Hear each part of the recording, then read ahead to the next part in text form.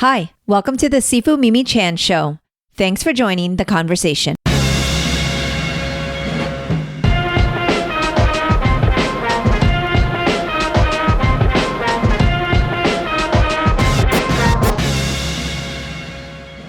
As someone who grew up balancing tradition in a modern world, I'm always drawn to stories that imagine the future through a different lens, especially one that isn't all doom and dystopia. I had the pleasure of speaking with Abigail Hing, author, filmmaker, and creator of her new book, The Veil. It's a hopeful and imaginative adventure that explores AI, creativity, identity, and moral responsibility. I pick Abigail's brain about the fear surrounding AI and how she manages to show us its more hopeful human side. We talk about everything from ethics and empathy to what it means to see girls and women in empowered roles. I loved hearing about her vision for young readers, her personal connection to the story, and how she brought this whole world to life, including an original short film featuring none other than the amazing Lea Salonga. This conversation hit on a lot of themes that matter to me: discipline, imagination, storytelling, and representation. Please pre-order The Veil from your local bookstore or Barnes & Noble and support stories that inspire. I've been enjoying these conversations and hope you have too. If you have, please rate my podcast on your platform of choice and share it with others. If you would like to support with a donation to help keep this podcast going and support the work I do, you can become a patron of the show by visiting my website or patreon.com/SifuMimiChan. For comments or suggestions, reach out on social media at SifuMimiChan. Now, on with the show. Hello, Abigail. Thank you so much for joining me on my podcast today. Mimi, thank you for having me. Yes, I'm very excited to talk to you. I'm so happy that I got the opportunity because I'm actually a really big fan of your work. I love the Love Boat Taipei series and the show on Netflix. So I'm very, very excited for this conversation. Oh, me too.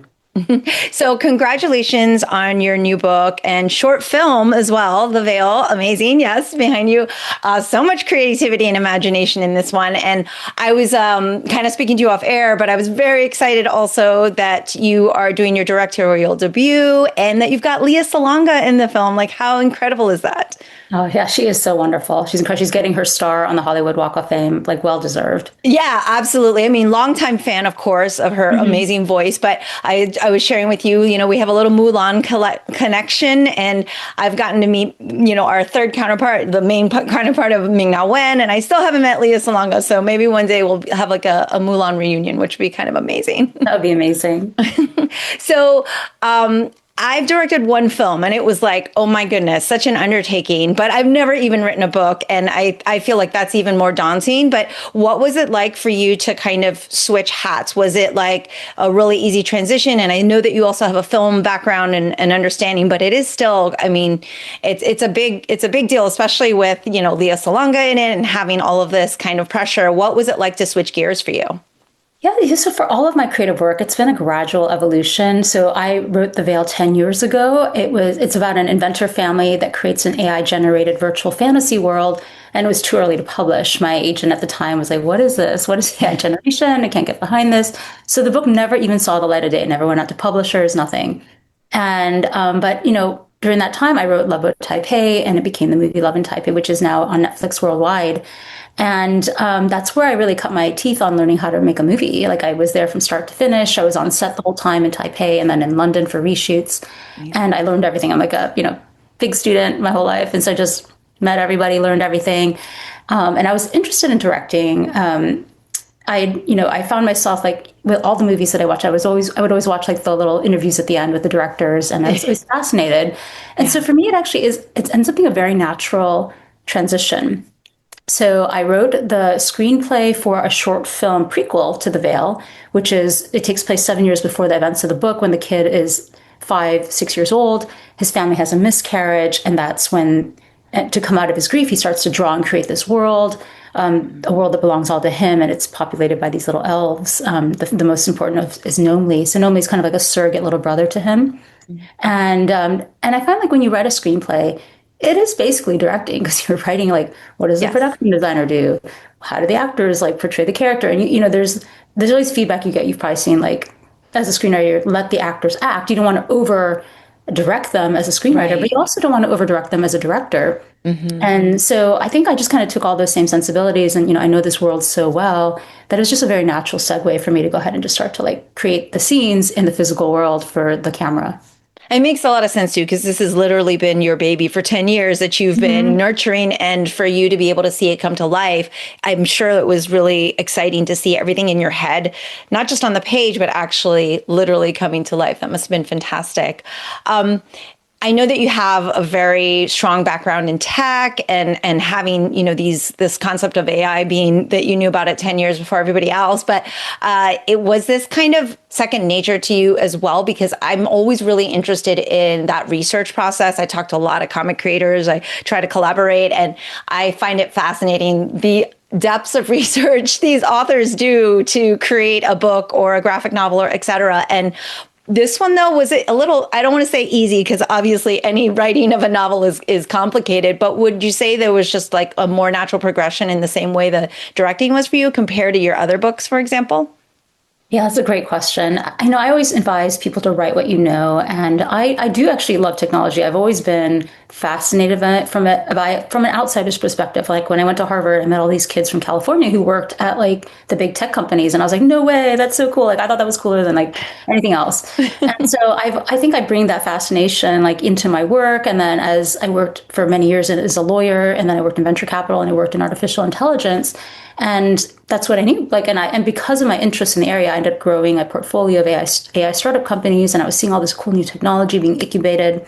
Went to all the conferences, and so I think the story did naturally just kind of grow out of that. Like, it's an inventor family, and I think it's in some ways derived from my own family. We sit around the table, and it's like our little laboratory, our workshop, where we share ideas with each other, our stories, our technologies. We debate the ethics of AI. We debate privacy laws and what the laws should be, right? So that incubator community within my own family, I think, is in some ways is like the Lee family.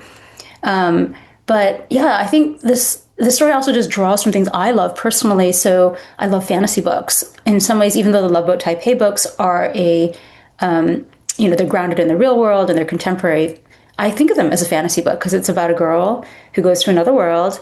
Everyone goes from Ohio to Taipei to learn language and culture. And that's what you do in a fantasy world. You go through a portal into this other world with all these different rules and costumes and food and language and mores. And you come back to your ordinary world transformed. And that's exactly the journey of Ever in Love Boat Taipei.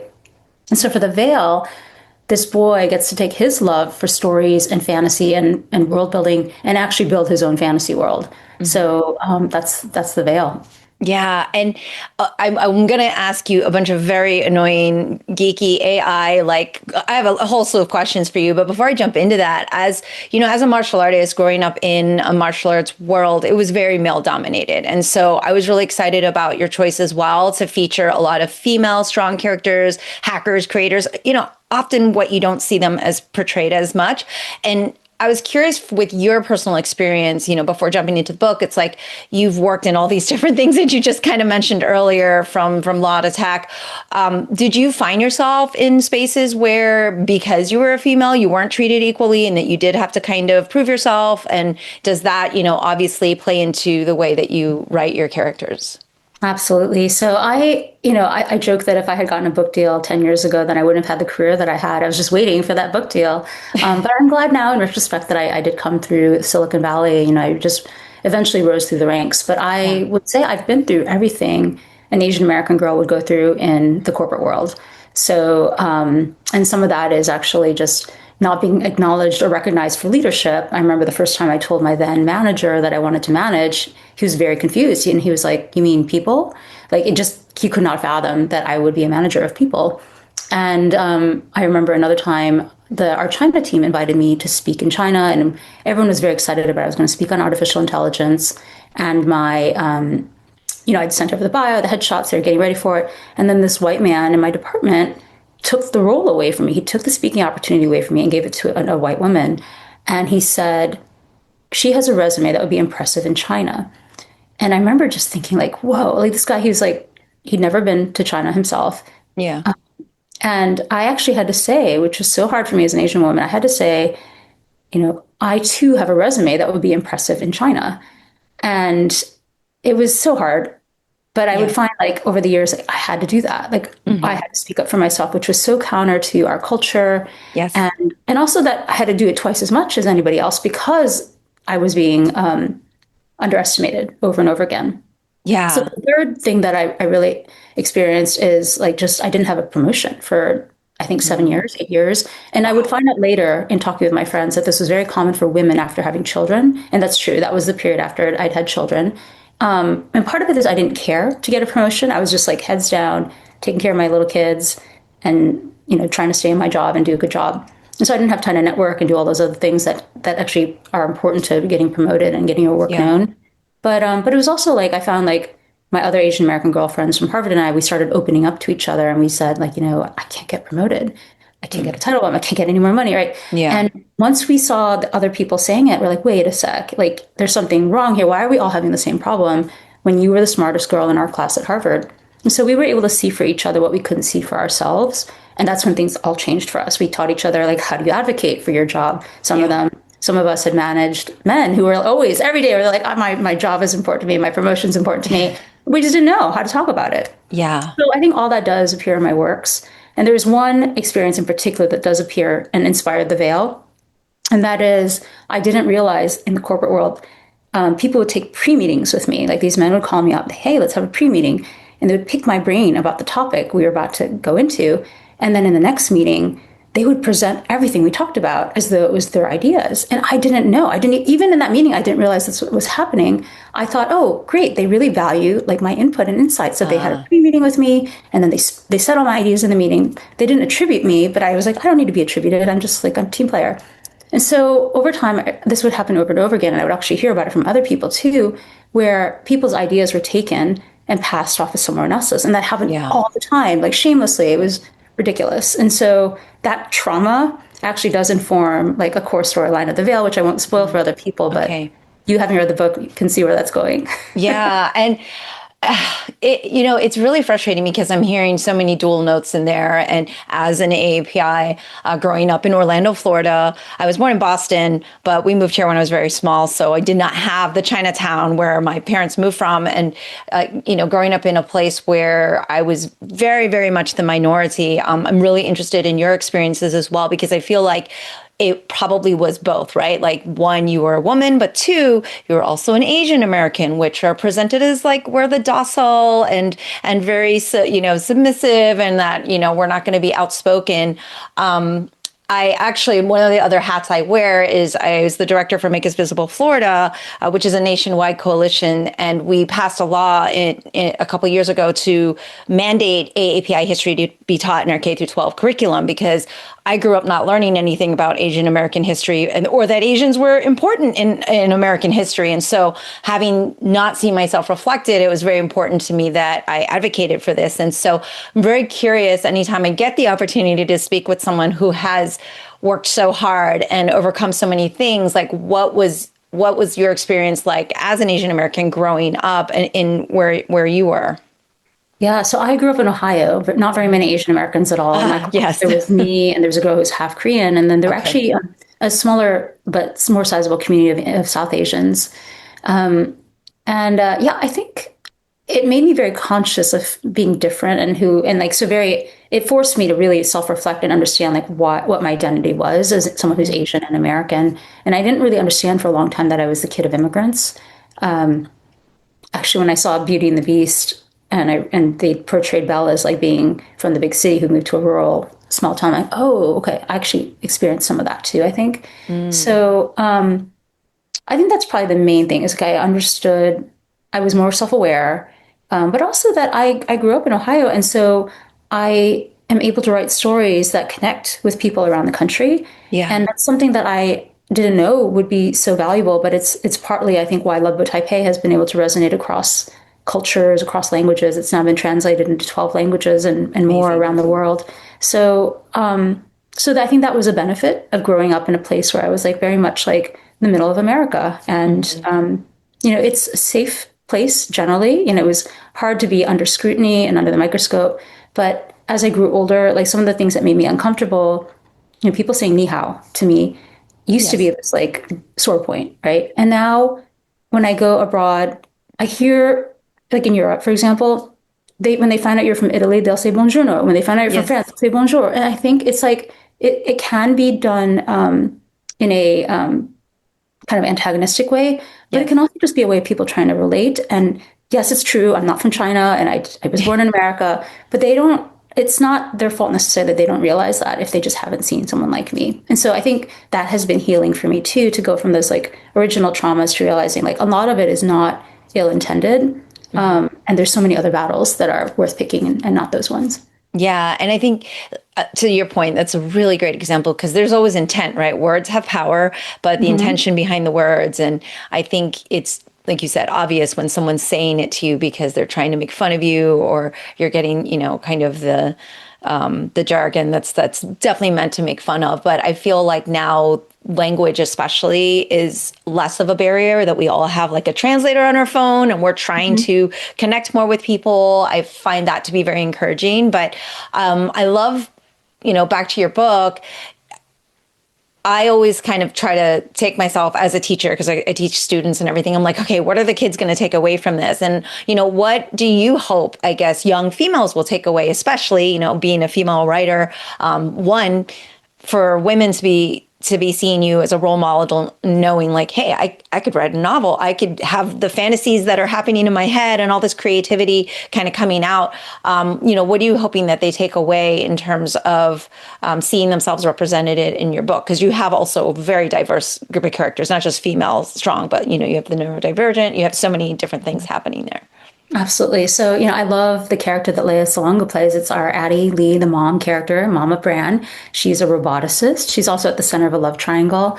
And I love that character because it's very true. There's a lot of professional, highly educated, brilliant Asian American women, and we don't often get to see that portrayed in an intimate way. Sometimes the side character, the side doctor, or Yes. the sidekick, but she's like a front and center person in the story.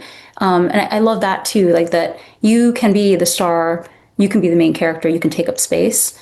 I also have Piper Longfellow, who is half Cuban American, and she's a princess. Like she's from an elite Cuban family, an elite Boston family on her dad's side, and she's a little bit intimidating to Brand, but she's an ally, and she's brilliant also. She can solve 4x4 Rubik's cubes, and she's a hacker. And so I love that her character coming alongside Bran and being a part of his world on equal footing with him.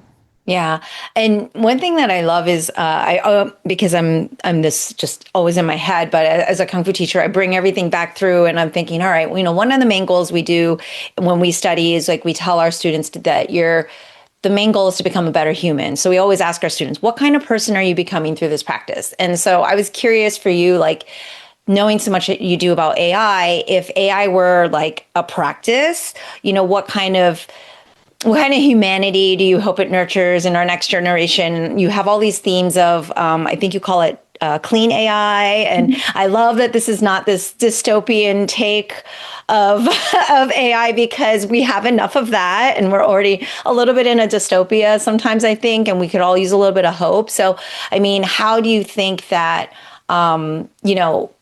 our humanity can really help shape, that next generation? Absolutely. So I think part of the fun of the veil is it's a world where human creativity can flourish. Like it all is out of Brand's imagination, and with his imagination, his drawings, his the things that he creates in the world, AI enables his imagination to become bigger and richer and more interesting. But at the core of it, it's still about a human person and the soul of that human person being expressed in this other alt art medium. And I think the other thing this story raises is like, what is our relationship to technology and what is our relationship to humanity? And Mm-hmm. really, at the end of the day, like humans will disappoint us. And that's partly what drives Bran into the veil. Like the world is scary. Human interactions are hard. Kids pick on him. They don't understand him. He's more comfortable living in this virtual world. But at Mm-hmm. the end of the day, it's also humans that you can it's only with humans that you can have a true relationship with. Even though we have a fun like world of the veil and these characters are important and they have their own journey, at the end of the day, for Bran, the only real relationships he can have are with humans, and I think that's part of the journey that I hope my readers come through too. Yeah, I love that you actually said that because I completely agree. As somebody who's very, tactile, and I'm very much an in-person kind of human. But like, we are hearing these really interesting things about AI, right? Like reports that humans are falling in love with their AI or having therapy with their AI and having these relationships that are very much what you would think only could happen between humans. So, do you think this is going to like continue down this path, or do you think it's kind of like the MySpace that became the Facebook that became the thing, you think it'll kind of evolve into something else? Like, do you feel like this can actually replace traditional human romances as a romance novelist as well? I'm very curious as to your take on that. Yeah, I think there's a danger that we think it can replace the relationships because the AI is pretty good. Like I ask it questions now, and it's parroting the collective wisdom of the internet. Yeah. And there's plenty of writings out there from psychologists and psychiatrists and therapists sharing their musings on the world and books, and so all that is collected in this hive mind that we're interacting with. And so I think there is a risk that we can think of that is fulfilling. And the same thing happens to Bran, as you know, in the Vale. But at the same time, there are limits. It's not a real person. You can't go and meet in person. You can't actually have a true long-term relationship. They only grow. It can't really grow with you. It grows like, with the collective. It grows according to technology. So I worry that it's a temptation. Yeah. Because the world is hard. But I also think that's why we have to try extra hard to connect with other people. Yeah, I was kind of one of those very averse to social media, and I was like, I would rather pick up the phone and call my friend, but I feel like I'm at that age though where that's still relevant, and we're always trying to encourage our students to have those human connections and things like that. And I think you're right; it's just going to take more effort. And But it enhances us too. Like I actually love yes, Facebook allows me to keep in touch with so many people that I wouldn't have capacity to keep in touch with correct. one-on-one. Yeah. And so then when we do have an opportunity to connect, and it's like we have a little bit of history to build upon still. Yeah, and so it's like using it for good. Enabling, yeah, Like, just it has to like kind of back to what I said initially. It has to enable the humanity. That's what technology needs to do. yeah, yeah, that's really, really well put. I often get pretty overwhelmed by it. Like okay, check my grammar and things like that. But I'm like, I don't want to become lazy. I want to rely on trying to still have critical thinking. And I feel like there's this kind of balance, like you said, to leaning on it or using it for good and having the clean AI in our lives. But even so, like I can get pretty overwhelmed and I have to kind of take a step away. I have, my martial practice that I do that kind of keeps me from getting overwhelmed. Do you actually get overwhelmed by it as well, like the dark side of the possibilities, or because you're so knowledgeable, you're like, no, I know that we can use it for good, have responsible usage, etc. And I don't know, I was just curious if like you also get overwhelmed like the rest of us, and in this, like I said, sometimes I think the silence are really coming. And so I'm a little bit, I can get kind of stressed out. Yeah, it's interesting. I guess I don't get overwhelmed in the sense that like it's been here for a long time and I'm used to it. Like I know Yeah. it's getting into everyone's lives. Like that's what I saw 10 years ago. It was already everywhere and like people Correct. just didn't know. Yeah. So, and I do think that it's important to equip ourselves. And that's partly why I wrote the book. I wanted to equip my readers, my young readers and my young at heart readers to take advantage of the potentials of this technology. It's powerful and it's here to stay, but also be aware of some of the pitfalls around it. And so I think the more equipped we are, and maybe to your point, like the more we know and understand this technology, the better we are able to address it and head on. So, for example, like I don't think the copyright issues have been worked out. I see the train is like moving faster and faster, and I think there's a lot of people who are hoping it will just resolve itself because it's too late. Everything's been trained on everything. But I know, there's lawsuits out there. There's people thinking through the copyright issues. And so that for that reason, I never use AI in anything that I'm selling publicly, anything that appears publicly in my films. But I do think there are ways that AI can make our lives easier. Drafting emails to just give you something to work off of, drafting reports, expense reports, like things that are not fun to write. It can give legal advice, but you have to be very careful and actually check it with a lawyer if you're not a lawyer. But for me, since I am a lawyer, it actually is Right. really helpful to check, like, just check my judgment. Am I, do I remember that correctly? Or has the Yeah. law changed on this area? It's like a young associate. So there's so many ways that I think we can learn to take advantage of these tools, Mhm. while still making sure that we, whatever industry we're in, are using it ethically and with integrity. Yeah. And so I'm really curious as well for you. Like you said, you had this career but were you writing all throughout your career as well? Because it sounds like your career was pretty busy. How long has this, process been? Because I know this book was here and then you've done other books and everything like that. I mean, have you always wanted to have this type of, writing career, or were you just pulled in different directions? Or are you just kind of good at so many things and Yeah, no, I really did always write. And Okay. I joke, like, if I had a book deal sooner, then I wouldn't have this Yes, career. yes. It's funny, I always say 10 years, but it's actually been longer now. I think it's been 18 years since I first started Mm, writing my first novel. yeah. And I sent it out in the world. I wrote it actually, I was thinking of being a law professor. And then I just couldn't bring myself to take the final step. I'd done everything else. I'd clerked on the DC circuit and I'd worked for Sullivan and Cromwell for a couple years. And I'd written a student article that won a national award. The next thing would be to write the big long article, and I just couldn't bring myself to do it. I had this idea for a fantasy novel, which actually there's some resemblance to The Veil. And my husband was like, "You're so excited about this. Why don't you just try it?" Right. And so I did. And it came pouring out of me. But it would take me 10 years after that to publish Love Boat Taipei. I buried 5 novels on the way. So during that period that I was writing those 5 novels, I had this other career. But I took a smaller career. I chose to leave the big law firm and go in house to a venture capital fund. And it was like, it was a much easier job for me as a lawyer. I had more control over my schedule and I could raise my kids and do the writing on the side. And what I find too, actually, I've left the corporate world. I left about 4 years ago now to do the film for Lebo Taipei and also write the books. And I find that I don't write more. I write about 3 hours a day, and that's really what most writers will cap out at. But I can edit forever, and I can work on the film stuff forever.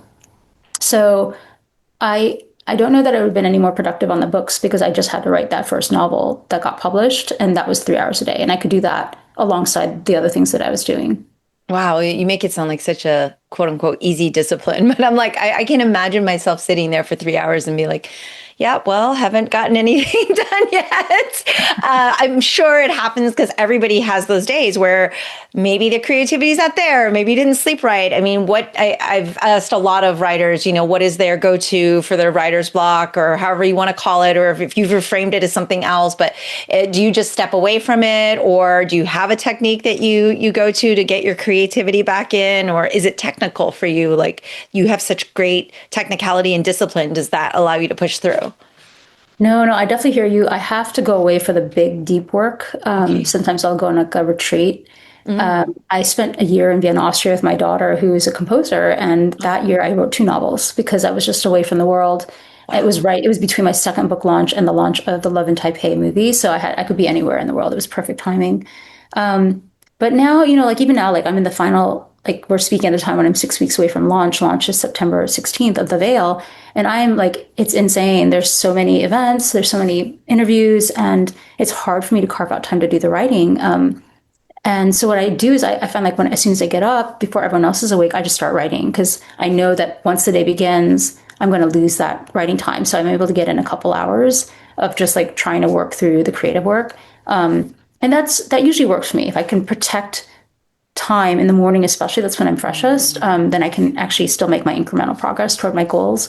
But it's hard, and inspiration is important too. And what I do is, as I get inspired all day long by just interacting with the world, I take notes on my iPhone, and I have like a whole many lists of like different categories for all the different ideas that come to me throughout the day, and I put them in there. And then when I sit down, either at night or in the morning, I can just go through all those ideas, and the inspiration is still there. And now I can organize it for the page. Yeah, you're very organized. I can see. No, no, I'm not. It's chaotic, but I have systems to create order You from have the a chaos. system of chaos, which that works for me too.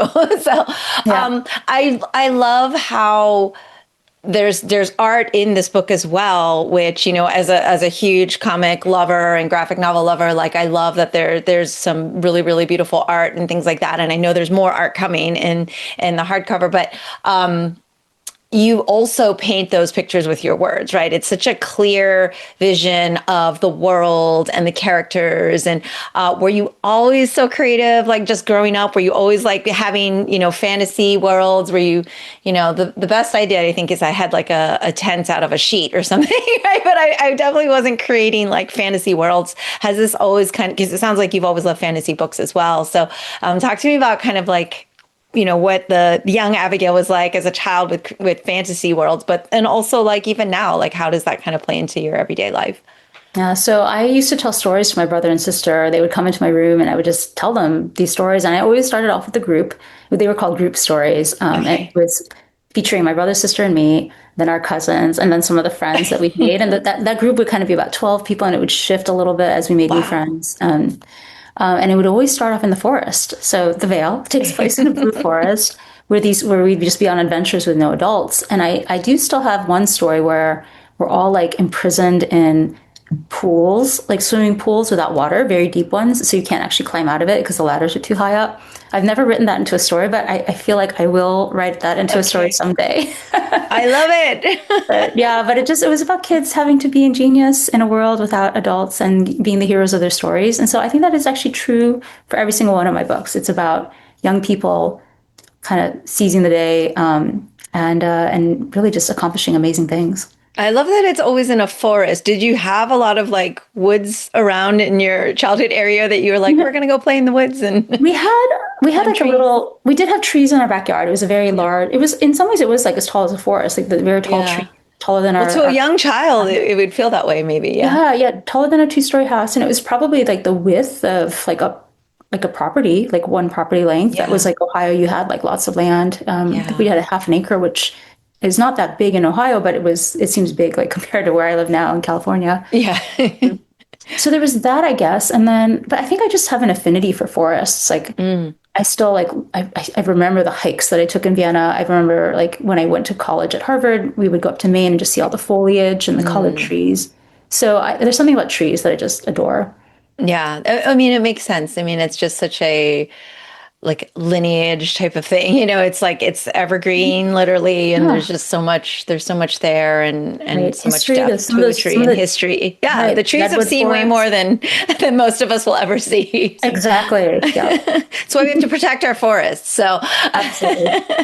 I would love to talk a little bit about Love Boat because having been a fan, and I didn't even prep any questions, but I love that you also since you worked on the film and everything too, seeing that come to life must have been really exciting. And just even like the casting of it, because the characters in the book, and it's been a while since I've read it now, so it's not off the top of my head, but they're just so lovable and fun. And as an adult reading a young adult novel, which I do quite often, I guess it makes you want to relive a youth that you wish you kind of had. Like, oh yeah, because when I went to China, it was not like Taipei. I was there like to train kung fu, and it was pretty rough. So it was a different experience, and I would go, "Oh man, that looks like a lot more fun." And I really relate to not having good Chinese or having like a lack of understanding of all the traditions and the language. And, because my mom is Chinese, but she's Jamaican. She was born and raised in Jamaica, and all my family growing up in Florida were more of the Jamaican side. And so thank goodness I had my Kung Fu side, because that was like my Chinese tradition. But my Chinese isn't great. And, I've tried to learn as I've gotten older, but I really connected with that experience of, like you said, being in another world and looking Chinese or looking, like you're from where you're at, but then being very much like, no, you don't fit in here either.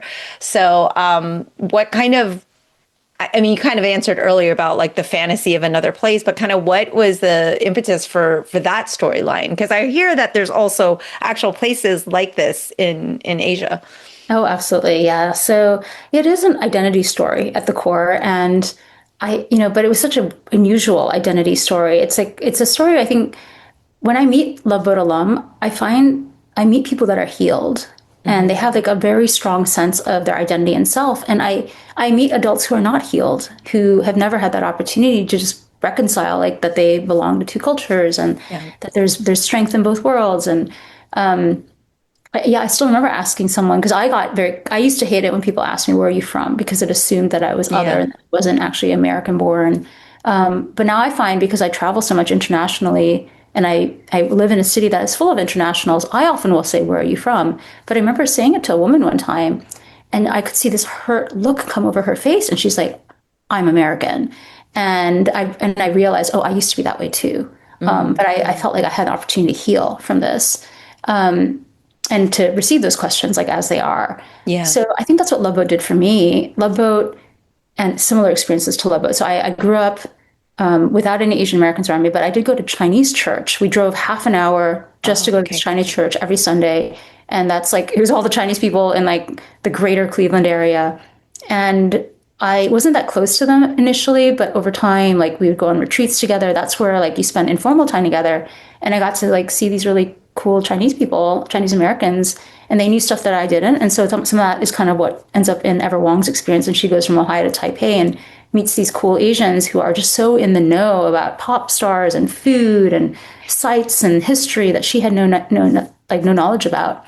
So I wanted to capture like all those learnings that I had, and kind of give them to Ever in something that like people could digest and relate to. But also, like, a big part of that story is her relationship with her parents. And Yeah. for so many years, I was like the disrespectful Asian American kid and just, you wouldn't know that from the outside at school. I was the good kid, but like at home, I think I really bought into like the things, the racism that I saw around, like impacting my parents. So they hit glass ceilings, they spoke with accents, so people thought they weren't intelligent. And I bought into that as a kid. And and I am ashamed of it. And I felt like it took me so many years to grow out of that, and to realize like, oh, people with accents, it's just their second language, right? That's why they Yeah. speak with an accent. And I sound even worse when I try to speak Chinese. And so that relationship with her parents was such an important part of the Love Boat Taipei stories too. And the South China Morning Post wrote my favorite review in that it was the first Asian American novel where the kids came to a deeper understanding of their parents. And that's Ever. She goes and she learns to stand up for what she believes in, but she also learns like the good that comes with her family, what they went through, how much they have sacrificed and how much they love her, but also how to carry that burden because it can feel like a burden. And like, how do you navigate that? So yeah, I'm thankful that I was able to publish them. And as you know, there are 3 books now. There's a trilogy. Book 2 follows Sophie and Xavier on another journey, but we get to see what happens to Ever, Rick, and all the rest of the gang. And then the 3rd book follows Ever's little sister Pearl on her own love boat journey. And Mark, who is one of the gang of 5 in book 1, is now the dragon. And so there's a whole like an opportunity for so many more shenanigans. I love it. And hopefully more Netflix shows or more, live action. So I'd love to see that develop. Yeah, it's been so much fun. And I think these stories are so important to be told. And thinking about what you said earlier, which was, hey, if your book had come out at an earlier time, et cetera, I just, having worked in film in the late 90s, early 2000s, I can tell you that I didn't have a positive experience, right? Like I didn't feel like I would not have seen the Love Boat Taipei series on TV, or, you just don't really see yourself represented. And I feel like we finally are turning that corner where to me, you're living proof that your show is not just on air, but like widely accepted and enjoyed, not as just, this is an Asian film. Like this is just a film about, young adults and things like that. Mm-hmm. So I feel like the timing is so perfect for the acceptance of that. I mean, do you feel like where we're at in terms of representation, especially for Asian Americans, whether it be in film or in books or, in mainstream media, do you see kind of the trend, and do you feel like we still have a long way to go, or do you feel like, we're finally over the hump? Yeah. So we definitely have had a big change even when I first started having conversations in Hollywood. So, so there's been a number of shows that have come out. There's Beef, there's American Born Chinese with Gene Yang, chatting about earlier. There was The Brother's Son, Three Body Problem is Chinese, but it's been widely enjoyed. Then there's all this like cool stuff like out of Korea, I loved Squid Games and was totally obsessed. And of course, now there's the K-pop. It's encouraging that there's more content. But what we are finding now, and even just the past like a little more than half a year, is that people are scared of. There's a lot of rhetoric around DEI and how that's negative, and that's hurting. That's hurting us. So we definitely are seeing a pause on things. So I would say if you'd asked me 6 months ago, I would have said like we're not there yet, but we're getting better. And I think right now it's actually worse than we were 6 months ago. Yeah, I was really curious because I don't have my finger on the pulse anymore. And I was so excited. I've given the keynote lectures on, representation in media. And it was like 3 years ago, I was like, oh my gosh, well, XYZ. And then last year I was like, hey, things are going really great. And then all of a sudden I was like, oh boy, we're kind of, we're in a really strange place. So thank you for sharing that, because I think this is also where, because we see shows that all those shows that you mentioned and more, and the Crazy Rich Asians, and even Michelle Yeoh's Everything Everywhere All at Once, like winning Oscars and things like that, right? Yeah. It's still like the exception, not the rule. And I think if we look at the statistics and the percentages, it still does show like, there is not quite the balance that we're looking for in terms of equality, and I'm very grateful to creators like yourself and those that are pushing forward and always writing stories for us to feel represented in so many different layers and so many different ways. So it's really exciting, and I'm hopeful that things will progress and keep going forward, and that this small step forward doesn't become like huge step backwards, and like that we're just like constantly pushing. But I think that I like to have the clean AI thought in the same way I like to try to have the positivity of where we're at. But as somebody who's an activist in Florida, I know you and I talked a little offline earlier, and I'm like, yeah, Florida is a little bit of a rough place to be sometimes, but it's that we have to keep pushing forward. Speaking of which, as we have a lot of things around us that are, daunting, or that like maybe it's not the right time, or, you don't get the movie made that you want or greenlit and everything. What do you kind of turn to for your, kind of therapy or your self-care regimen? Because I'm sure traveling around the world, writing the books, taking care of the kids, doing all these things, I'm always interested, in hearing like, what are you doing for your self-care? Yeah, well, I will answer that in a moment. I did want to say, and this is also an answer to the question, the community has been so key and so important. At the end of the day, these are businesses. So book sales, they actually really, really matter. And for example, for the New York Times bestselling list, pre-orders matter, because the New York Times bestsellers is a velocity game, like how many books are selling in a week. But that first week's launch, all the pre-orders count towards it, plus the first week's sales. And so that is actually, for an Asian American novel, the best, most favorable time for you to hit the list. But what people don't realize is it's only hardcovers that count. And if you purchase at a local independent bookstore, which I'm very much in favor of supporting, or Barnes and Noble, local independent bookstores count double towards that list. And so local independent bookstores are enormously powerful in that way. And they count double than what Amazon would count. And Barnes and Noble is about 1.6 from what I understand. So the other thing is like ratings. Our community doesn't tend to rate on Amazon and Goodreads, but those are really powerful engines that a lot of gatekeepers look to. And so it's actually very important. Like even for like Love Boat, which is like by far my best-selling book, it has so few ratings on Amazon because no one rates. Like, but all that, like the more ratings there are, the more the algorithm will push it out. And so actually for now, I'm actually asking people like rate The Veil on like mark it as want to read on Goodreads. And then once you get the book, rate it on Amazon. Same with my fourth novel that just came out, very, very few ratings, Kisses, Codes, and Conspiracies. Like just go on and rate. Even if you don't want to write something, just give it a number, give it a 5. And then that will help like to drive traffic out further. But there's all these things that we don't do as a community because it's not part of our behavior and our culture. Yeah. But it does impact the way we interact with the gatekeepers. Yeah. But on the flip side, like our community has enormous buying power. And when we are channeled and focused and like are aware of ways we can help, we are really powerful together. And that's what happened with Love Boat Taipei. why did it hit the New York Times bestseller list? One, it was a Barnes and Noble book club pick. Two, HarperCollins turned it up to an 11. They were really behind this book. And then three, the Asian American community came out for it. And that was true for the film, too. The film came out during the height of the double strike in Hollywood, and the community came out to make sure it was watched widely so that the numbers and the counters on Paramount were strong. And that's why we were able to get it to Netflix worldwide.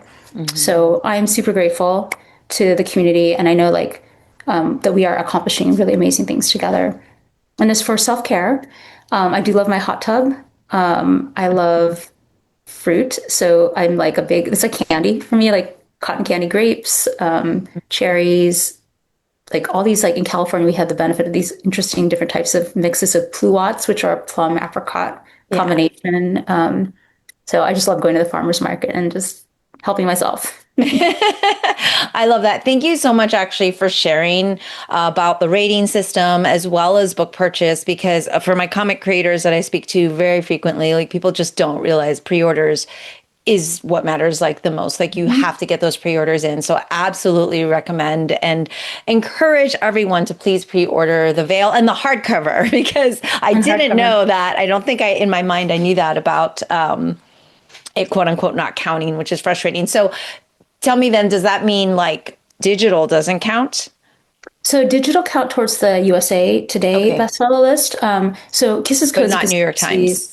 Mm-hmm. And I do like that list because it's actually a wider list. I think it's actually a more accurate reflection, and the publishers agree too. Weirdly, it doesn't have as much cachet sometimes. I think it should have more because it counts digital, it counts, I believe it counts audiobook, hardcover, paperback, and it compares you against not just your category of, say young adult children's books, but all books that are selling, nonfiction as well as fiction, adult as well as children's. And so it's actually a very accurate list. Kisses, Codes, Conspiracies hit that list. So I'm very proud of that because that again, I just think it's a reflection of the bigger pool. But yes, hardcovers they go a long way because that's what the New York Times looks at. We actually have a pre-order in Sunday. These are adorable stickers that were created by Third State Books. Love it. They're so Love cute. Stickers. Yes. So you can go on my website, abigailhingwen.com/the-veil to find out more. But basically, submit your hardcover receipts before September 16th, and we will mail you one of these adorable stickers. Oh, amazing. Yes. The stickers are fantastic, and the artwork is really, really gorgeous. I think it's very endearing, and it makes you feel good, and all the things I think that The Veil is going to bring to readers, especially of all ages. I always tell people that just because something is a YA novel or a middle school or middle grade novel doesn't mean that we can't read it too.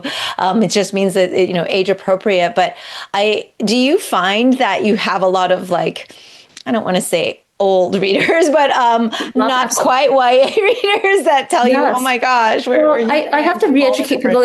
It's totally a misnomer. Young adult is what adult was when we were growing up. And my readers for Love Boat were like a 13-year-old girl reading with her 95-year-old grandmother. I love it. I had everybody in between. I had like a large swell of like 30, 40, 50-year-olds reading it.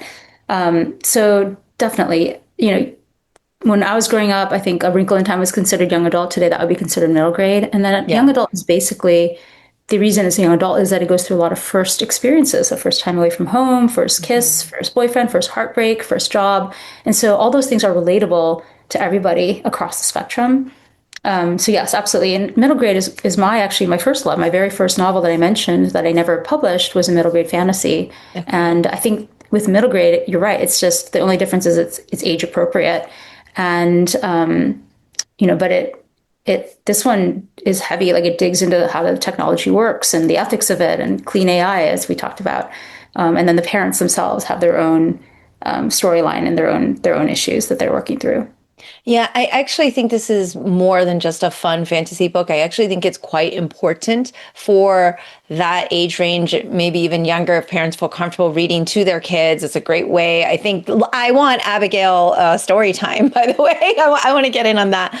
I think I have, parents that tell me they still read to their children things. Mm-hmm. And I feel like it is important for them to understand AI and technology and all of these things, because it's always great to learn through a fun story. Like it's this, it's this sneaky way of teaching, right? It's a little bit of a, wow, no, this is fun. We're in a fantasy world. There's these fun characters and yet you're learning something along the way. That's why reading is so powerful. But I feel like this book especially will not just resonate with young readers, but I think it is actually an important thing for them to be able to see what could be, because they are also the ones that will be wielding the AI in the very near future. Absolutely. And we hope they will do so responsibly and have clean AI and things like that. Very much so. Yeah. Well, Abigail, I don't want to keep you much longer. This has been a fantastic conversation. I hope you come back to talk to me again about all other things and all of your work. But if you want to just remind everybody where to get your book, where to pre-order, where to follow you at, I want to make sure they're doing all the things. Yeah, thank you. So, I purchase from your local independent bookstore, Barnes and Noble. I know, I was just in Miami, they had a Books and Gables, but I'm sure there's Barnes and Nobles everywhere. And I'm sure you also have your local independent stores there. But The Veil is available for pre-order now. If the bookstore tells you it's not available, there's something wrong. So let me know. And you can follow me on Instagram at Abigail Hing. I'm on all the social media platforms, but I'm most active on Instagram and LinkedIn just to a lesser extent. And then the best way really to keep in touch is to sign up for my newsletter. Again, on my website, it's abigailhingwen.com. And I'll send you information about the next time I'm visiting your town. We have some private screenings as well that I will be inviting my mailing list to. They're popping up around the country now. So get on that list and I'll send you an invite. All right. Well, Abigail, thank you so much. Congratulations again on this phenomenal book and the short film. Excited to see that and hope we get to talk again soon. Thank you, Mimi. That's all for today's episode. Thanks for listening to the Sifu Mimi Chan Show. Please subscribe and rate my podcast on your platform of choice and leave a review. You can become a patron of the show at patreon.com/SifuMimiChan to help keep this podcast going. Follow me and interact on social media at Sifu Mimi Chan on Instagram or Facebook.